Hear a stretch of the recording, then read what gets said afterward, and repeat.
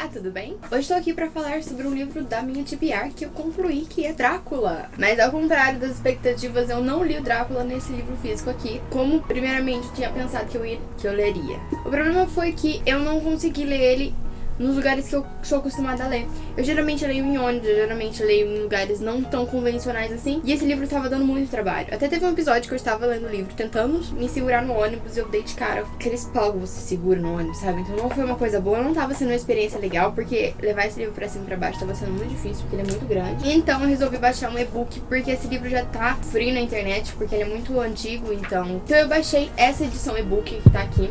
E eu li ele e-book mesmo, e daí facilitou muito a minha vida. E eu descobri que essa versão aqui, além dela ser um pouquinho... Provavelmente ela tá na versão na íntegra, eu acho. Porque ela é muito maior e tem muito mais detalhezinhos que na versão e-book não tinha. Como, por exemplo, algumas coisas aqui tinham mais detalhes. As montanhas são de algum jeito.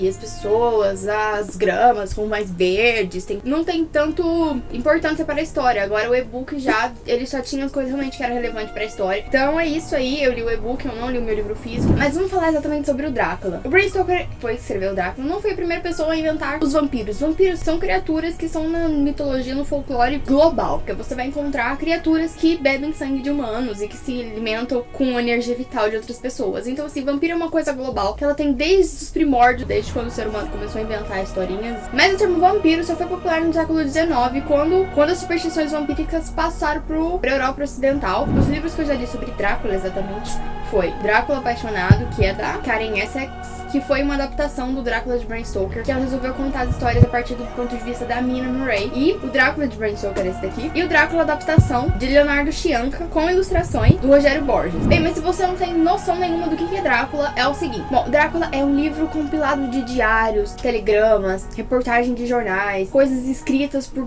todos os personagens, coisas escritas pelas pessoas da época, que juntaram e fizeram esse livro. É como se fosse aquele filme de terror, found footage, sabe? Que você encontra as coisas que os próprios pessoas da história fizeram. Então é muito legal isso. Não é uma história narrada por um narrador onisciente, é simplesmente as pessoas contando as próprias histórias dela depois que aconteceram. O que é muito legal e que dá aquela veracidade, que você consegue mergulhar melhor na história. Bom, tudo começa quando o Jonathan Hacker, ele vai para a Transilvânia, porque tem um cliente, que é o Conde Drácula, que quer comprar algumas terras, algumas coisas na Inglaterra, e ele vai pra lá auxiliar esse Conde Drácula a comprar os melhores imóveis ali na Inglaterra. Ele demora um tempo pra chegar lá no castelo, e todas as pessoas que ele vai encontrando no caminho até chegar no castelo tem meio com medo do que tá acontecendo. E ele fica meio, o que tem acontecendo? Porque ele não é uma pessoa supersticiosa. A primeira aparição do Drácula, ele já é uma pessoa mais velha, mas não dá pra saber exatamente qual é a idade dele. E ele é muito amável com o Jonathan. Ele pergunta, ele conversa, ele é muito legal primeiramente, só que depois, a partir de um momento, quando ele começa a estender a viagem do Jonathan, as coisas vão começando a ficar um pouco estranhas. E o Jonathan vai percebendo que existe muitas coisas estranhas naquele castelo. E relacionado ao Conde Drácula, ele vai começando a descobrir coisas bizarras. Suas características, exatamente. Então o Conde Drácula chega um momento que pede pra ele ficar ali um mês. E daí ele percebe que ele tá realmente sendo prisioneiro naquele castelo bizarro, com aquela pessoa bizarra, que é a única pessoa que ele tem contato naquele castelo. Ou seja, só tá ele e o Drácula ali, e ele tá preso naquele castelo bizarro e ele não sabe o que ele faz.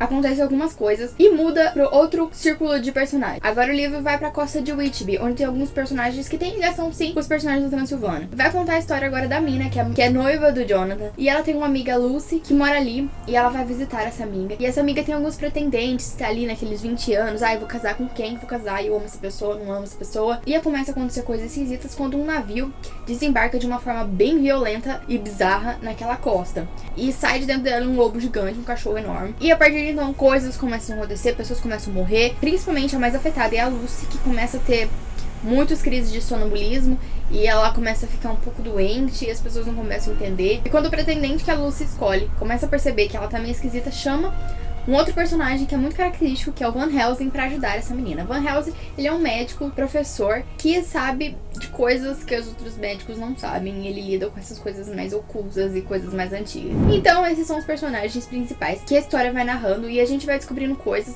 através do ponto de vista desses personagens. É muito legal a leitura, ela não cansa porque muda de vários personagens, e as coisas acontecem, muitas coisas acontecem. E em destaque, eu acho, o personagem que eu mais gostei foi a Mina Murray, que eu gostei bastante dela. O Jonathan eu fiquei muito bravo, a maioria maior parte do tempo, porque eu achei ele bem babaca. E o Van Helsing é muito legal. Eu só achei que eles não, apesar de tudo, não teve nenhum ponto de vista do Drácula. Eu queria saber mais sobre o Drácula, eu queria que o Bram Stoker tivesse aprofundado mais o Drácula. Só que esse livro é um livro que tem muito esse ponto de bem e mal, o Drácula como mal, as pessoas como tementes a Deus que vão matar esse demônio. E não explica exatamente por que, quando começou o Drácula, nem nada disso. Ele só aquela disputa entre o bem e o mal e vamos matar esse sugador de sangue que tá matando nossas crianças. Então, eu senti um pouco de falta disso, porque eu acho que isso é uma coisa que tem evoluído bastante. A gente não fica mais nesse bem e mal. A gente quer saber por que a pessoa é mal e por que a pessoa é bem. E eu acho que ultimamente a gente não acredita mais que a pessoa é totalmente mal, totalmente bem. A gente já tá nessa pluralidade onde todo mundo é bem, todo mundo é mal.